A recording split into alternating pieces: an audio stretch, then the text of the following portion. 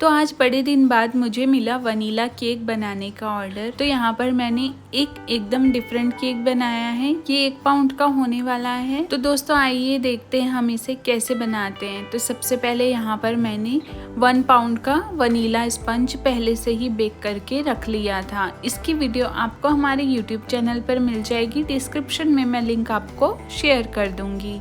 तो सबसे पहले यहाँ पर मैंने केक की ऊपर वाली लेयर को कट कर लिया है। तो यहाँ पर हम बीच से जो सेंटर पार्ट होगा उसे कट करके निकाल लेंगे, क्योंकि वो चिपचिपी होती है तो हमें उसे यूज़ नहीं करना है।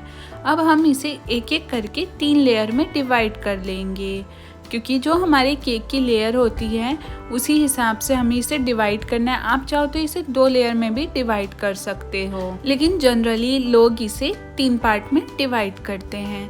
तो यहाँ पर मैंने सबसे पहले केक बोर्ड लिया है। इसमें हम थोड़ी सी क्रीम लगा लेंगे। क्रीम लगाने के बाद हम हमारी फर्स्ट लेयर लगाने वाले हैं। तो ये अच्छी तरीके से केक को सेंटर में चिपका करके रखेगी और हमारा जो केक है वो गिरेगा नहीं। तो सबसे पहले यहाँ पर मैंने इसे पानी की सहायता से सोक कर लिया है।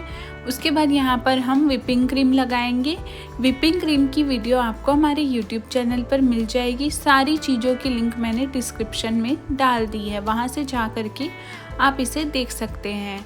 अब मैंने क्रीम की एक लेयर लगा ली है। एक स्पैचुला भर करके क्रीम का यहाँ पर मैंने डाला है और उसे पैलेट नाइफ से अच्छी तरीके से फैला दिया है। अब हम यहाँ पर वाइट वाली चोको चिप्स डालेंगे। आप चाहो तो ये पार्ट स्किप भी कर सकते हो, क्योंकि ज़रूरी नहीं है आप वनीला केक में ये सारी चीज़ों का इस्तेमाल करें। बस आप क्रीम का इस्तेमाल करके भी वनीला केक बना सकते हो, क्योंकि ये एकदम बेसिक केक होता है, एकदम सिंपल केक होता है।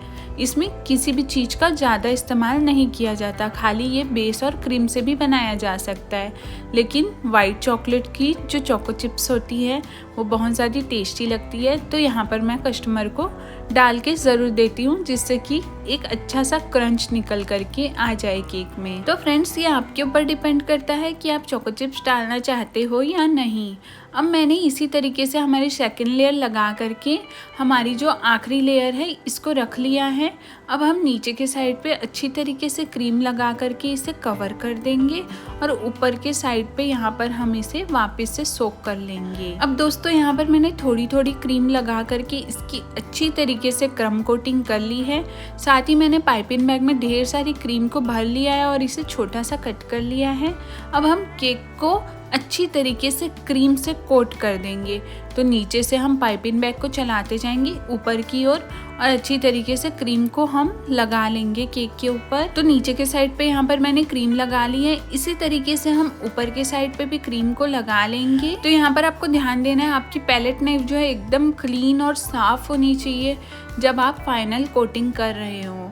तो यहाँ पर मैंने पैलेट नाइफ को हल्के हाथों से चलाया है, तो क्रीम को मैंने फैला लिया है। इसी तरीके से हम नीचे के साइड पे भी हल्का हल्का इसे फैला लेंगे, कोई भी टुकड़ा नहीं आना चाहिए केक का। तो फ्रेंड्स यहाँ पर क्रीम को अच्छी तरीके से मैंने फैला लिया है। अब हम स्क्रैपर की सहायता से इसमें फिनिशिंग देंगे।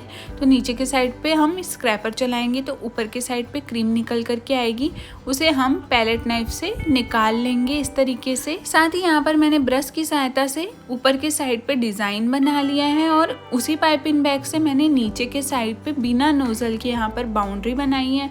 हल्का हल्का प्रेस करते हुए हम इसे राउंड घुमाते जाएंगे, जिससे कि बहुत अच्छी बाउंड्री का डिजाइन निकल करके आएगा। तो दोस्तों यहाँ पर हमारी केक की अच्छी तरीके से आइसिंग हो चुकी है। अब हम इसे फ्रिज में रख देंगे 2 से 3 घंटे के लिए, जिससे कि हमारी क्रीम जो है अच्छी तरीके से सेट हो जाएगी। तो जब तक हमारा केक अच्छी तरीके से सेट होता है तब तक हम यहाँ पर फॉन्डेंट वर्क कर लेते हैं। तो यहाँ पर मैंने ब्लैक कलर का फॉन्डेंट लिया है और जिस तरीके से नान बेलते हैं ना हम, उसी तरीके से यहाँ पर लंबा हमें फॉन्डेंट बेलना है। अब हम यहाँ पर स्ट्रिप कट कर लेंगे। जिस तरीके से कस्टमर ने डिज़ाइन दिया था उसी तरीके से यहाँ पर मैंने इसे बनाया है। तो ब्लैक कलर के फॉन्डेंट को यहाँ पर मैं इस तरीके से कट कर लूंगी। तो फ्रेंड्स यहाँ पर मैंने इसकी नीचे के साइड पे वी शेप में इसे कट कर लिया है। तो दोस्तों यहाँ पर मैंने जिस तरीके से ब्लैक वाला फॉन्डेंट कट किया उसी तरीके से हम व्हाइट फॉन्डेंट भी कट कर लेंगे, लेकिन हमारा जो व्हाइट फॉन्डेंट होगा वो ब्लैक फॉन्डेंट से थोड़ा सा पतला होने वाला है। इसी तरीके से हम व्हाइट फॉन्डेंट को भी कट कर लेंगे और इसके ऊपर इस तरीके से हम चिपका देंगे। तो इसे भी हम वी शेप में दोनों साइड से कट कर लेंगे, जिससे कि इसका लुक और भी ज्यादा बढ़ जाएगा। तो दोस्तों यहाँ पर मैंने हल्का सा पानी लगाया है ब्लैक वाले फॉन्डेंट पे और इसके ऊपर हम हमारा व्हाइट वाला फॉन्डेंट चिपका देंगे। अब मैंने यहाँ पर जेल कलर का इस्तेमाल किया, ब्लैक जेल कलर की 1 ड्रॉप ली है मैंने और ब्रश की सहायता से यहाँ पर मैंने ये सारी चीजें लिख दी हैं। तो बड़े ही आराम से पेशेंस के साथ आपको ये काम करना है। साथ ही यहाँ पर मैंने ब्लैक वाला फॉन्डेंट बेल लिया है और कुछ कटर्स मिलते हैं इस तरीके से, ये आपको ऑनलाइन भी मिल जाएंगे। अगर आपको इसकी लिंक चाहिए तो आप कमेंट बॉक्स पे हमें बता सकते हैं। अब हम इसे कटर की सहायता से कट कर लेंगे। साथ ही यहाँ पर हमें बॉल्स का डिजाइन भी बनाना है, तो ब्लैक कलर की यहाँ पर मैंने फॉन्डेंट से छोटी छोटी बॉल्स भी बना ली है। अब आती है केक को डेकोरेट करने की बारी। तो यहाँ पर मैंने केक को फ्रिज से निकाल लिया। अब हम हल्का सा वाटर लगाएंगे नीचे के साइड पे और सारे अल्फाबेट को एक एक करके यहाँ पर लगा देंगे। तो कस्टमर की चॉइस के हिसाब से उन्होंने जो लिखवाया था यहाँ पर मैंने अच्छी तरीके से इसे चिपका दिया। हल्का हल्का हाथों से हमें प्रेस करना है। तो फ्रेंड्स यहाँ पर फ्रिज में रखने की वजह से थोड़ा सा इसमें प्लेट के ऊपर पानी सा रह गया था, क्योंकि हमारी जो फ्रिज जो होती है वो बहुत ज़्यादा ठंडी होती है, उससे धुआं निकलता है जो पानी में कन्वर्ट हो जाता है। इस वजह से यहाँ पर मैंने इसे डायरेक्ट चिपका लिया। ये बहुत अच्छी तरीके से चिपक गए थे और थोड़ी देर बाद ये नॉर्मल हो गया था। यहाँ पर आप देख सकते हैं स्टार्टिंग में प्लेट में थोड़ी सी फॉग नज़र आ रही होगी आपको और एंड में आपको ये चीज़ नहीं दिखाई दे रही थी।